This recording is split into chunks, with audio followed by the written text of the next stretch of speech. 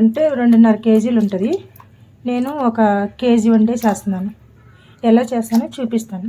Clean చేసా, ఇప్పుడు వండేసేస్తాను. కుక్కర్లో నూనె వేసేసాను. మసాలా దినుసులు అయిపోయినాయి కదా, ఉల్లిపాయ వేసుకున్నాను. మిర్చి పెట్టుకున్న కొబ్బరి పేస్టు, అల్లం పేస్ట్ కూడా వేసేసుకొని కడిగి పెట్టుకున్న మటన్ వేసేసుకుందాం. ఇప్పుడు ఒకసారి కలిపేసేసుకుందాం మొత్తం. ఉప్పు, కారం, పసుపు, కొంచెము మటన్ మసాలా వేసేసుకొని కలిపేసుకుందాం. టమాటాలు వేసుకుందాం. వేసుకుందాము. గ్రేవీ ఎంత కావాలో అన్ని నీళ్ళు వేసుకుందాం. 4 విజిల్ వరకు పెట్టుకుందాం. 4వ విజిల్ అండి. ఇంకా స్టవ్ కట్టేసుకుందాం.